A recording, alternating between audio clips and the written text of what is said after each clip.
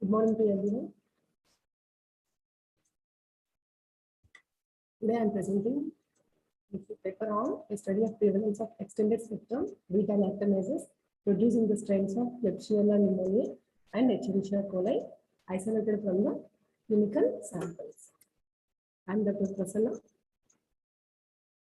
postgraduate of the Department of Microbiology, Shantala Medical College and General Hospital, Nandyala. Introduction of the study of prevalence of extended spectrum beta lactamase disease. Infections by extended spectrum beta lactamase produce are on the rise worldwide, leading to serious opportunistic and nosocomial infections. ESBLs are superfamily of active site serine proteases capable of conferring a bacterial resistance to penicillins, cephalosporins that are first, second, and third generation, and Aspergillus. These infections are difficult to control as they are usually associated with aminoglycoside and multi-drug resistance. Hence, the detection of ESBL production helps in management of the disease as well as containment of further spread of these organisms. Objectives: to determine the prevalence of ESBL producers among the Klebsiella pneumoniae and Escherichia coli isolates from the various clinical samples. For this, what are the materials and methods being the study design? This study was hospital record-based retrospective study, and study duration was 1 year from 1st January 2019 to 31st December 2019. The sample size of my study is total number of 291 samples were collected in the study. What is the inclusion criteria? Means all the predominant bacterial isolates from the various clinical samples are included in the study. The exclusion criteria is the fungal isolates in the samples are excluded, and the samples with commensal flora also excluded in the study. The sample collection. The samples were submitted in a screw cap, leak-proof, universal container received at the central laboratory of the Department of Microbiology of Shantala General Hospitals. These samples had been processed.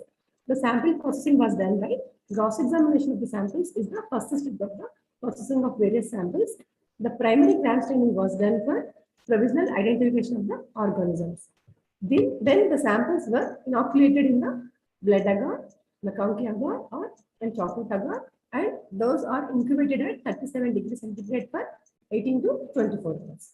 After that, based on the colony morphology and growth characteristics and biochemical reactions, the organisms are identified up to the species level.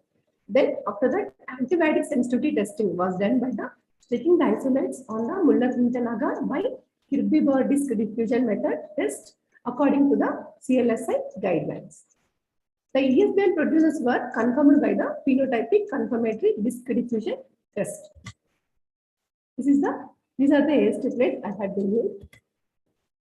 What are the results I got means in the present study out of 291 samples, 247, that is 72% had been yielded growth, of which the common isolates were Klebsiella pneumoniae, those are 153, that is 62%, and the Escherichia coli are 81, that is 32%, were isolated. The other isolates were Pseudomonas, that is 4%, and Klebsiella oxytoca was 2%.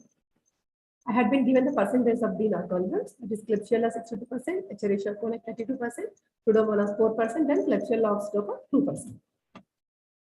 The distribution of ESBL produced isolates according to the spectrum of bacterial isolates I had been given a pie chart for these organisms. Okay. Next, I had been given a diagram for the age and gender-wise distribution of ESBL producing isolates.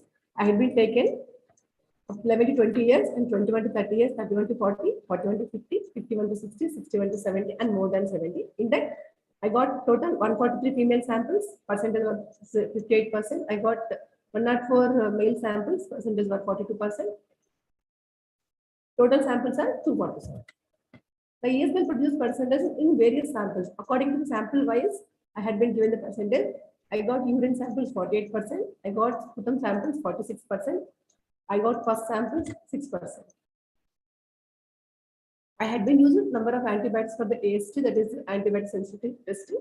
These are the antibiotics I have been used. Those are ampicillin, amoxiclav, ampicillin 10 mcg and amoxicillin 30 mcg, amikacin 30 mcg, cotrimoxazole 23.75 mcg, and naldixic acid 30 mcg, litimicin 30 mcg, piperacillin 100 mcg, ceftazidime 30 mcg, ciprofloxacin 5 mcg, imipenem 10 mcg, piperacillin and tazobactam 100 or tazobactam 10 mcg, ceftriaxone 30 mcg, gentamicin 30 mcg.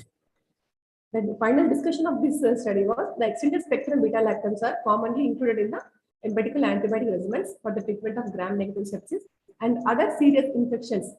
Also, the extended spectrum beta lactams produced in the Klebsiella pneumonia and Escherichia coli have spread rapidly worldwide and pose a serious threat in the healthcare infections and also the treatment failures. So, these infections are difficult to control as they are associated with the aminoglycoside and multi-drug resistance. So, in this present study, high prevalence of ESBL produce are detected.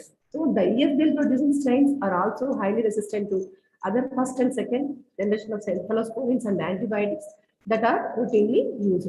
The resistance patterns of ESBL produce are higher compared to that of the non-ESBL producers. So with only few options are available like imipenem and amikacin like that. Penicillins are reported as resistant. Beta-lactamase inhibitor combinations are reported as the susceptible if the zone diameters are within the appropriate range. The conclusion of my study is the results indicate a high prevalence rate of ESBL producers and the detection of by PCDDT is better than the DDST. Routine antibiotic susceptibility test may fail to detect the ESBL producers. The PCDDT is simple and cost effective for the detection of ESBL production and hence should be routinely employed in diagnostic laboratories. I had been given the references for this.